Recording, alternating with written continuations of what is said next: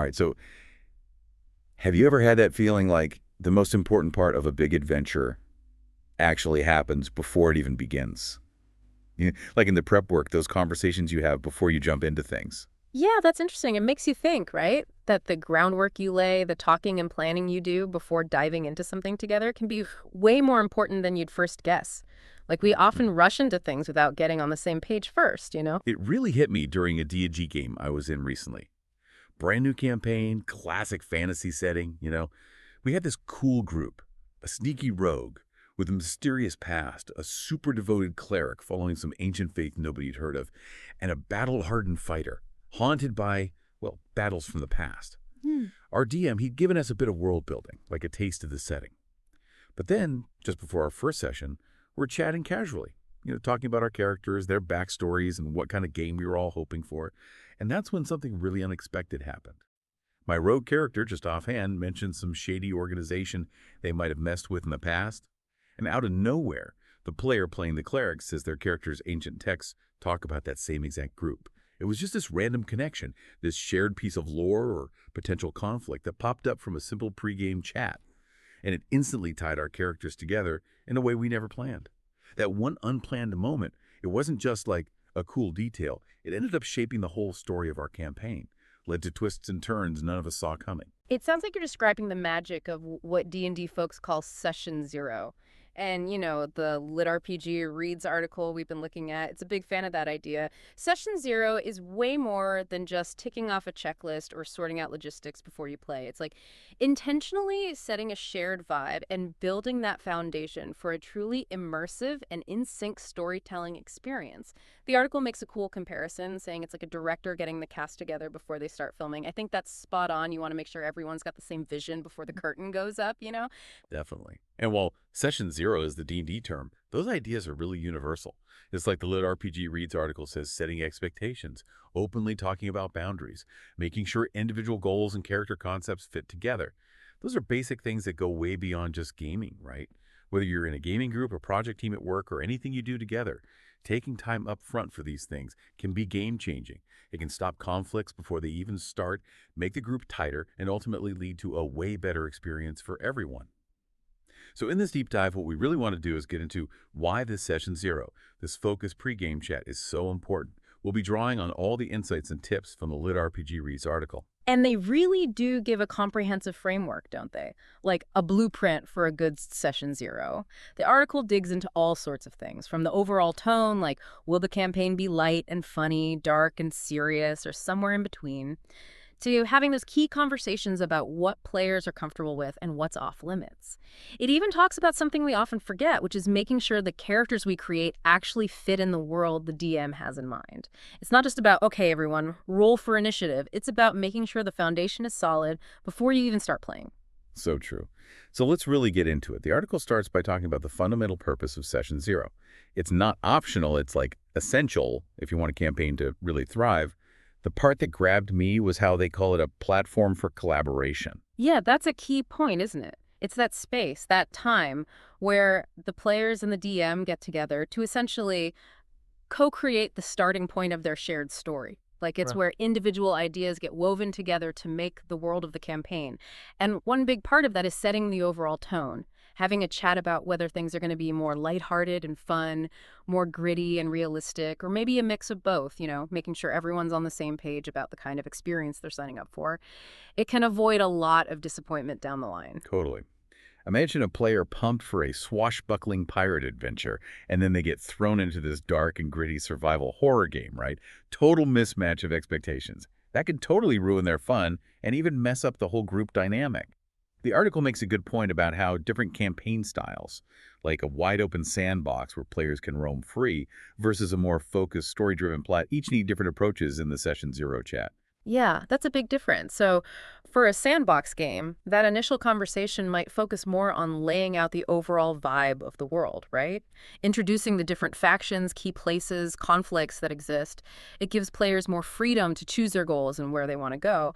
But with a more linear, story-driven campaign, the session zero might involve digging deeper into the main plot hooks, the initial objectives that will drive the story. and how each character's backstory ties into that bigger narrative. I also like how the article points out that even things like setting house rules, which might seem kind of boring, are really important for keeping players immersed in the world. Like tweaking how magic works or what happens when a character dies. It's not just about mechanics, it's about making the game world feel real and consistent. Right, totally. It shapes the whole feel of the game. Now, the article also talks about the social side of Session Zero. It can be a great icebreaker, especially if you have a group where people don't know each other that well, like having players share stories from old games they've played or even just stuff they're interested in outside of gaming can build a sense of like camaraderie and respect from the start. And that can make teamwork way smoother and the whole experience more enjoyable as you go along. Absolutely. Those early interactions can really set the tone for the whole group dynamic throughout the campaign. Okay, so the article moves on to what it calls the core elements of a successful Session Zero. And the first one they highlight is setting campaign expectations. That seems pretty fundamental, right? Totally fundamental. And I love how the article gives clear and actionable suggestions, like share a short campaign summary beforehand so players have a general idea. Talk openly about what genres are influencing the game. Is it classic fantasy, Lovecraftian horror, stuff like that? Even lay out how realistic or fantastical the game is going to be. Basically, paint a clear picture for everyone so they know what kind of world and adventure they're stepping into. Yeah, it's about transparency from the start. And there was another point that really resonated with me. The article talks about discussing the expected level of commitment, like how much time and effort people are willing to put in outside of game sessions. That's often something we just assume, but if it's not talked about openly, it can lead to tension and resentment in the group. So true. It can create imbalance if people have wildly different levels of commitment. The article also has this awesome set of prompts for DMs to use during this conversation. They can ask about preferred types of story arcs, like more character-driven, exploration-focused, combat-heavy, whatever. They can check comfort levels with sensitive stuff like romance or permanent character death, even what people generally expect in terms of group dynamics and player interaction. Great starting points to make sure every player gets to voice their preferences and help shape the experience. It's going deeper than just asking, what kind of game do you want to play? Right. It's about the little details that can make a big difference in how much fun someone has. The second core element the article brings up is discussing player and DM boundaries, which is crucial, right? I mean, it's about creating a safe, comfortable, and inclusive space for everyone. Absolutely. The article really drives home the point that setting clear boundaries up front is how you make sure everyone feels secure, respected, and able to really get into the game. It's especially important when dealing with sensitive areas like graphic horror, in-game romance, or anything that could be personally triggering. You need empathy, sensitivity, and open communication. And they even provide this super helpful table listing different boundary topics, potential concerns, and alternative ways of handling things. It's so thorough, right? It covers such a wide range of things, from people not being okay with graphic violence to discomfort with specific political or religious themes in the game world. It shows you how many different sensitivities and comfort levels you can have in a group. And setting boundaries isn't just about avoiding things that upset people. It's also about having clear expectations for just basic table manners and being respectful during the game. Talking about these things openly right from the start creates this culture of respect and prevents a lot of potential awkwardness or conflict later on. Yeah, it creates an environment where people feel empowered to speak up if something bothers them during the game. Okay, so moving on to the third core element. The article highlights aligning character concepts with the campaign. It makes perfect sense, right? You want the characters, the stars of the story, to fit naturally in the world and the narrative you're building together. Exactly.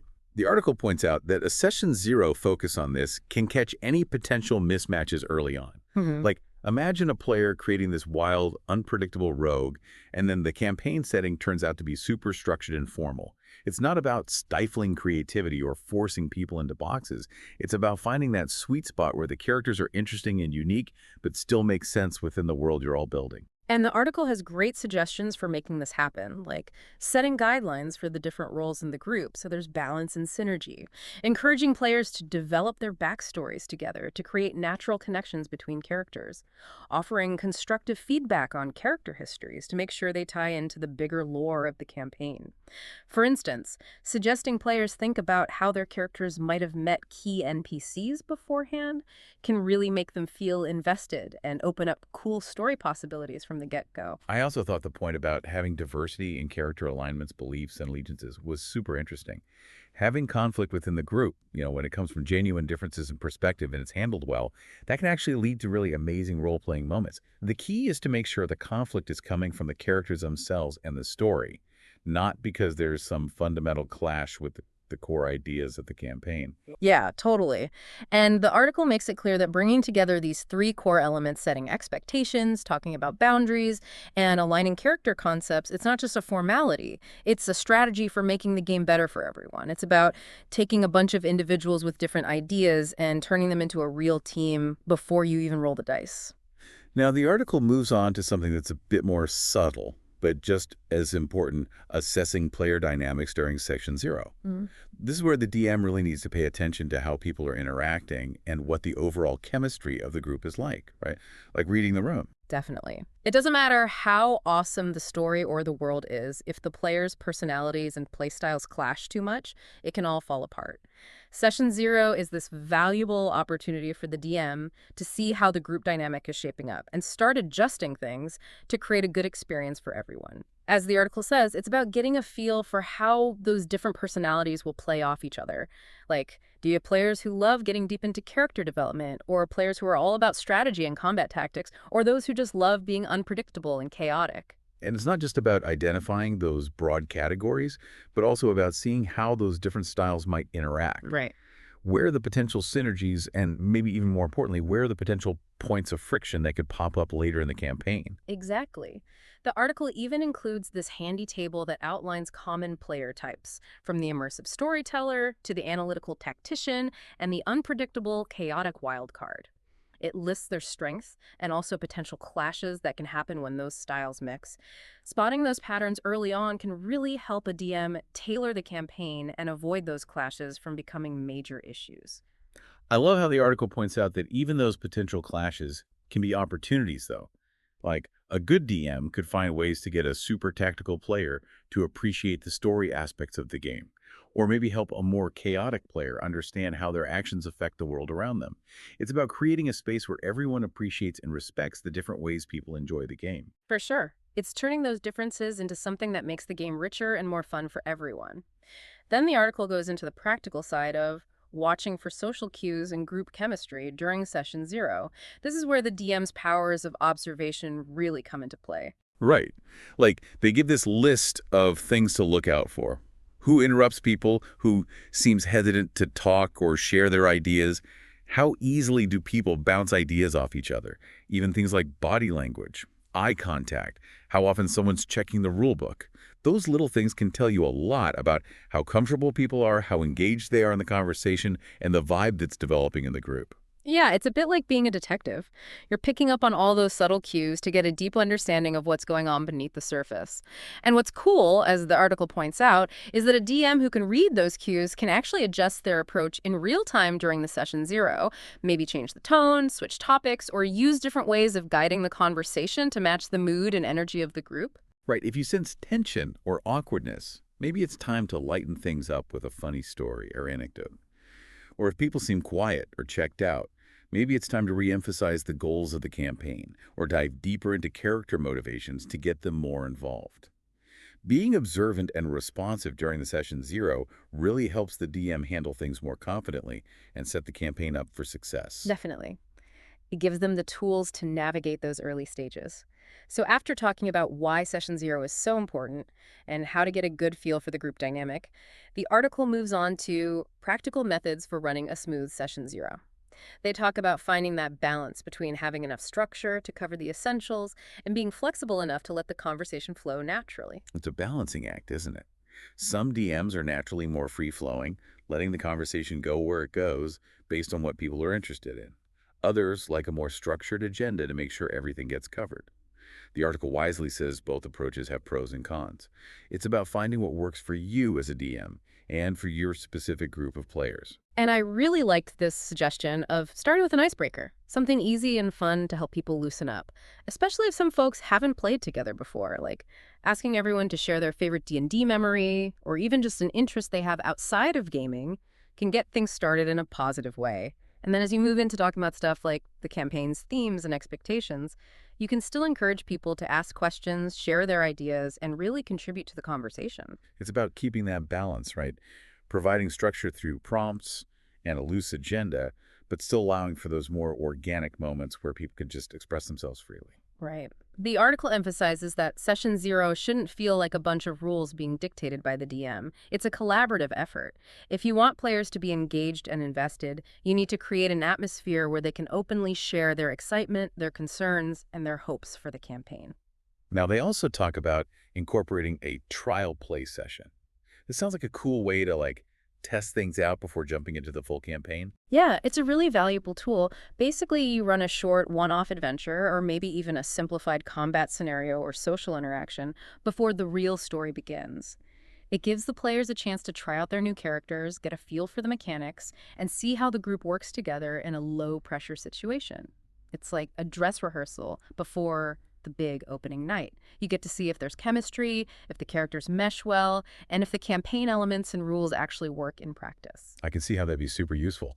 By watching people play, you can pick up on how they interact, how their characters bounce off each other, and whether there are any obvious points of tension or things that need tweaking before you launch into the main story. Totally. And even if you run into hiccups or problems during the trial session, that's valuable information. You can talk about those issues openly during the rest of the session zero and adjust things before the real campaign starts. So even with tons of planning and prep, the article acknowledges that troubleshooting issues is sometimes just part of the session zero process.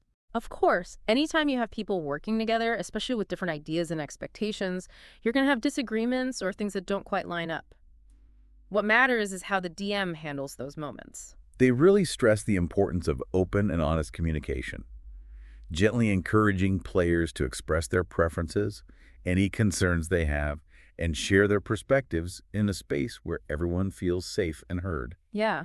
And they even suggest using yes and techniques, like in improv, to acknowledge different viewpoints and find ways to build on them rather than just shutting them down. It's about finding common ground. The article has some great practical tips for resolving those conflicts too. Things like suggesting one-on-one chats with players who might need a more private setting to talk about sensitive stuff, or asking clarifying questions to make sure you really understand the issue, and encouraging players to come up with their own solutions or compromises. By setting that expectation of open communication early on, the DM can help the group navigate disagreements in a healthy way throughout the campaign. It makes it feel less like a DM versus players thing and more like everyone's working together. And the article also talks about how to adapt to players who are maybe a bit unclear about what they want or not that enthusiastic about the campaign at first. That's a good point. Not everyone comes in with a super clear idea of what they want, and some people might be a bit hesitant. Maybe they're just there because their friends are playing. The DM has to be able to gauge that and try to get everyone excited and on board. Right. That might mean having a quick chat with those players individually to see what they're into, maybe subtly aligning parts of the story or a campaign with their interests, or highlighting personal story hooks that might grab them. I like that idea of giving players the option to tweak their characters even after the session zero if they realize they're not clicking with them. It shows that the DM is flexible and wants everyone to feel good about their character and their place in the group. Exactly. It's about finding that spark and making sure everyone feels like they're a valued part of the story. Then the article ends by talking about refining your approach to session zero over time. Basically, running a good session zero isn't a one-and-done thing. It's a skill you develop and improve through experience. Totally agree. Like anything that involves working with people, it takes practice, self-awareness, and being open to learning and adapting. And they highlight the importance of getting feedback from players after every campaign, the good stuff and the bad stuff.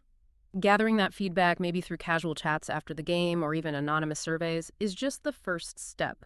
What really matters is actually taking that feedback to heart and using it to improve your approach for next time. It's a constant process of getting better, trying to meet the needs of your players. It's that idea of always trying to learn and improve, right? So stepping back and looking at all the insights we've gathered from this LitRPG Reads article, we've seen how a session zero acts as that crucial platform for collaboration, helping everyone get on the same page about the campaign's tone, themes, and expectations.